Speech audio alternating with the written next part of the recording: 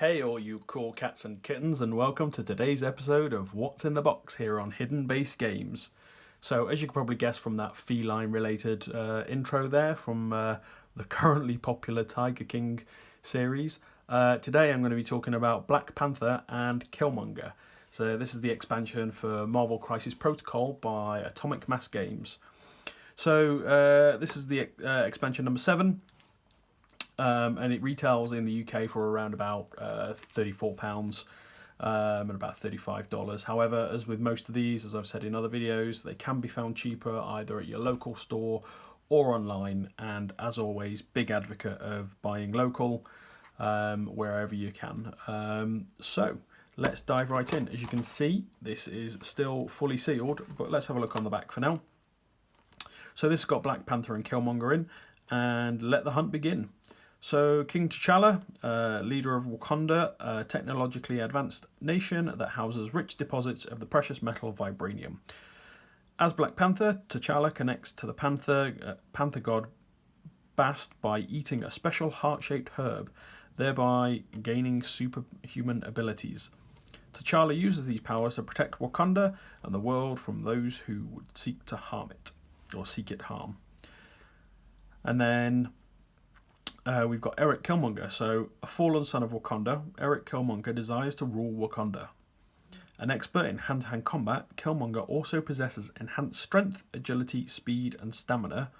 This allows him to go toe-to-toe with his nemesis, the Black Panther, and makes him a dangerous threat for anyone who stands in his way. So, vibranium obviously is the same material that Cap's shield is made out of.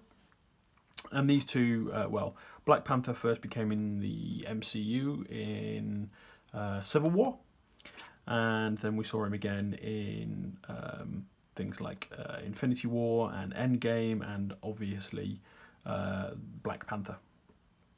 And we also see Killmonger in Black Panther as well. So in here we get one Black Panther miniature, one Killmonger miniature, 2 bases, 2 character stat cards, 3 team tactics cards, a crisis card, an affiliation card, and 15 tokens. So let's dive in and have a look at what is in the box. So just get rid of this plastic wrapping. So here we've got the miniatures, and here we've got the cards. And then here we've got the read this first instruction piece that we're used to. So, read this first. It's all about the designers and credits. And then we've got Black Panther.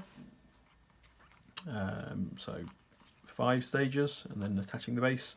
And then we've got Killmonger, who's got 7 steps, and attaching the base. So it looks like Black Panther's probably the easier one to put together out of these two, and Killmonger is probably a little bit more complex. But both should be fairly easy and take probably 10-15 minutes to put together each. So then let's have a look at the miniatures. So here we have a frame of bases. So we get 4, so we can choose from, and it gives us a couple of spares as well.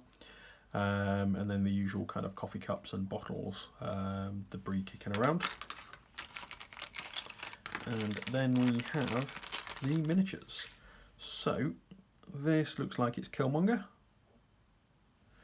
Yep. So it gets 2 heads for some reason.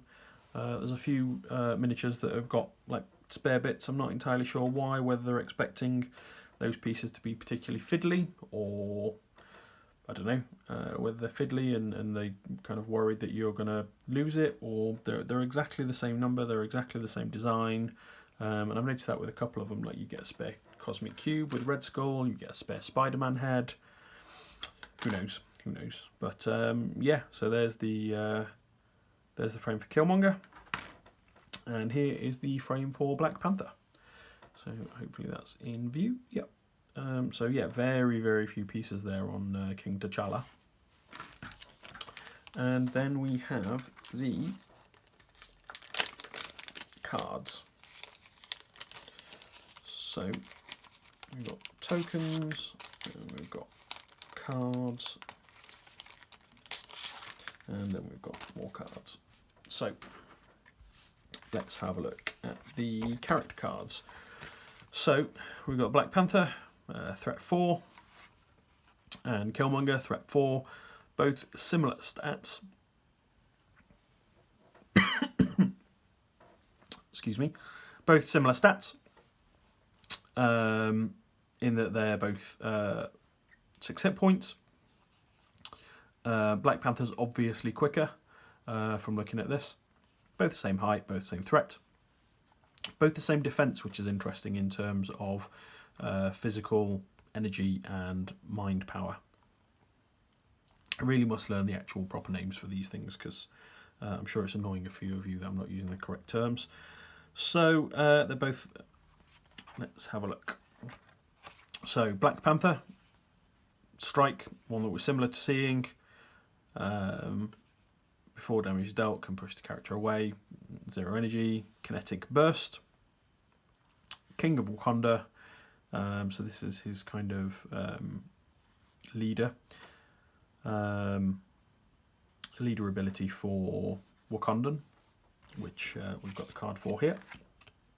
So Wakandan is Black Panther, Killmonger, Oki and Shuri. So that's the new team, basically, the new affiliation card. Which obviously these two are part of. So it's interesting that they can both be on the same team, as it were, the affiliation. So that says that after an allied character rolls attack, defense or dodge dice, it may spend 1 energy. If it does, that character may reroll one of the dice in that roll. So it means that these can actually be very, very defensive or offensive, because it's attack and defense and dodge. Then we've got Mantle of the Black Panther, which is when making attacks this turn, this character may reroll any number of its attack dice. So even if it's not the affiliation, if you're running him in a different team, he's got the ability to spend 2 power to reroll any of his attack dice this turn. Then he's got Pounce. This character is thrown short. It does not suffer damage if it collides with another character or a terrain feature. This superpower can be used only once per activation. So what that means is it gives him like another short move, effectively. And then Vibranium Armor, which is always active. So when defending it against physical or energy attacks, this character adds blanks in its defense roll to its total successes. So that's an incredible ability, because effectively what that means is against anything other than mind, even if you blank out, it then counts as a success. So his attacks, we mentioned the strike, and then we've got this kinetic burst. When making this attack during the pay energy cost step of the attack, this character may spend up to 3 additional energy. Add 1 dice to this attack for each energy spent in this way. So you could roll 6 dice for spending 3, or you could spend 6 energy to roll 9 dice. And then when you look at it that way, you could also spend the energy to re-roll some of your dice, or you can spend an additional 2 energy to re-roll more dice. So it's all about action efficiency and re-rolls and things with the Black Panther here. And then Explosive Force is, if you get a wild, after this attack is resolved, other characters within range 2 of this character are pushed away from this character short. Push characters suffer 1 damage. So it's important to note that that's other characters, it's not other enemy characters, so that does affect your own teammates. But that's similar to what we see in both Black Panther and in Infinity War, where the suit gets charged up and he uses that kind of purple pulse, if you're familiar with the MCU. And so, yeah, if this guy gets a lot of energy, that can really, really boost up to a decent and consistent damage output. Now, obviously, you need to spend 6 energy there and 2 here to then make that a 9 dice attack, but it's a 9 dice attack where you can re-roll your dice, which isn't to be sniffed at. And then on the opposite side, we see when he's damaged, nothing really changes, but his vibranium armor then becomes a superpower to spend. So it's not always active, basically. So it's when this character is targeted by physical or energy attacks, it may use this superpower, add 2 dice to this character's defense roll against that attack. So it doesn't give him his blanks counters successes. What it does mean is that you can spend 2 energy to bump this up to 6 or this up to 5. So it's adding more dice. So it's not as good because you've got to spend the energy for it, but it's still something.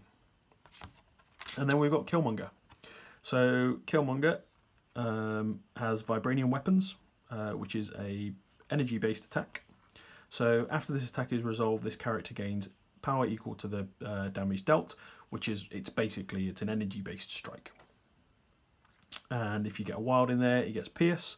Change one of the defending characters' critical, wild, or block results to a blank. So effectively, if you get a wild, you can modify and take out one of their crits, for example. And then Black Ops Strike, which is range 3, strength 7, and 3 energy.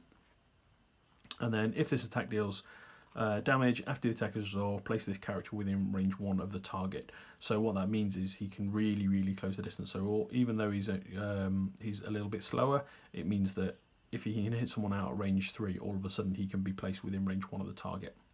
And then on a wild stagger, after this attack is resolved, the target character gains the stagger special condition.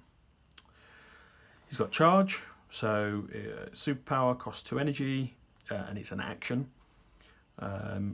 This character immediately makes a move action followed by an attack action. This superpower can be used only once per turn.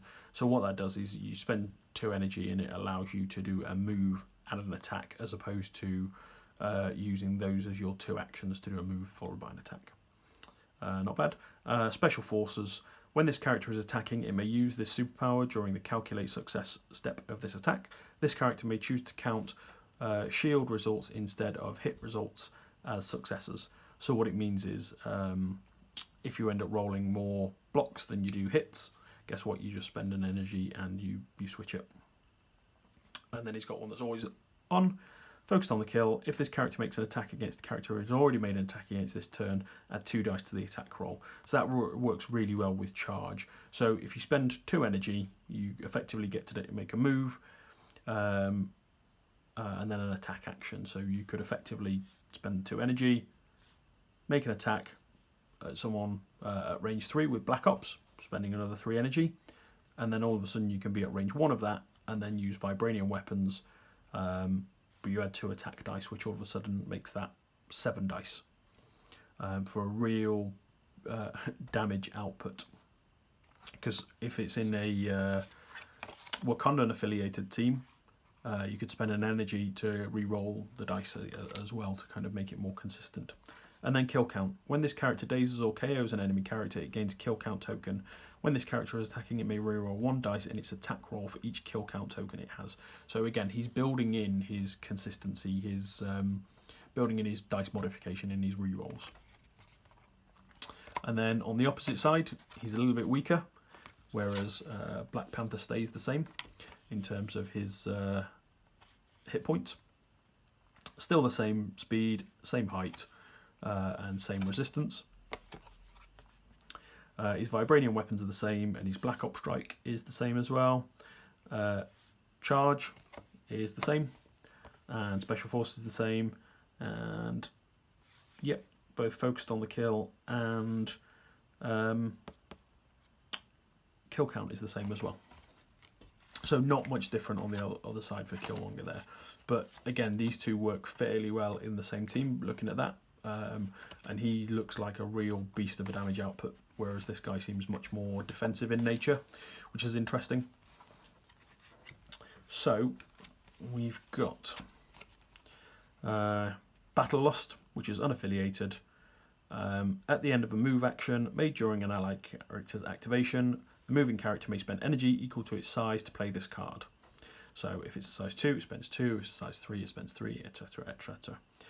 The next attack made by the moving character, this activation adds dice equal to the attack equal to its size. If the attack deals damage after the attack is resolved, push the target character away short. So effectively what that means is you can spend energy, and the amount of energy that you spend, that's how many dice you add to the attack, which is interesting. Usurp the Throne. So it's unaffiliated, but it's Killmonger only. It spends 3 energy to play this card. This round, Killmonger adds 2 dice to his attack rolls when attacking the enemy character with the highest threat value. If Killmonger dazes or KOs the character this round, his controlling player scores 2 VPs. If there is a tie for highest threat value, Killmonger's controller chooses one to be affected by this card. So effectively what that means is he goes after the biggest and baddest person that you've got on the opposing team. If it's a fairly balanced team and they're all threat 4, for example, then you get the choice of who he goes against. And then Wakanda Forever. Any number of allied Wakanda characters may spend 1 energy to play this card. Each character that spends energy may immediately perform an attack with an energy cost of 0. So what that means is it effectively any number of allied Wakanda characters. So if you've got an energy, they can spend it, and then they can do an attack. So for T'Challa, for Black Panther, that's a strike action, and for Killmonger is the vibranium weapon. So both very, very similar in terms of what they do. So he can push away and he can change a result. But free attack. It's all about action efficiency in this game. And then we've got the threat card, which is Mystic Wakandan Herbs, Fact or Fiction. So this is all about picking up herbs and running away. So effectively it's place 2 herb assets onto the central points on map A, place 2 vessels, target of opportunity on the other 2 points. Player scores 4 victory points if an allied character is holding their herb while contesting their vessel during the cleanup phase. So effectively it's like a capture the flag. You go and get the vessel, you go and get the herb, and then you run back to your vessel and go there. A character holding a herb cannot perform more than 1 move action per turn, adds 1 dice to its physical attack rolls, and has the immunity slow stagger superpower. So it means it can't be slowed or staggered, but it gets a better physical defense. Better physical attack. So obviously, Black Panther's probably the better one out of the 2 that come in this box for that, because he is more defensive in his nature. He's got a quicker move, and his basic attack is physical. Herbs placed farthest from the player's board edge and vessels placed close to the player board edge are their heroes, herbs and vessels. So effectively, as I say, you run to the other side, grab the herbs and run back and hold it in your thing. And then here we've got some Wakandan affiliation tokens, a larger Wakandan affiliation token, the kill count tokens for Killmonger, and then we've got the these are the herb ones basically, the herb markers. So we've got you see that the kind of the vessel on one side, and then the actual herb itself on that side. So there we go. That's everything that you get in the box for Marvel Crisis Protocol expansion number 7, which is Black Panther and Killmonger. So thanks very much for your time today. Hope you've enjoyed this unboxing video. And as always, if you could like, share and subscribe, it helps me grow the channel and understand a little bit more about what you guys want to see. Thanks very much, and bye for now.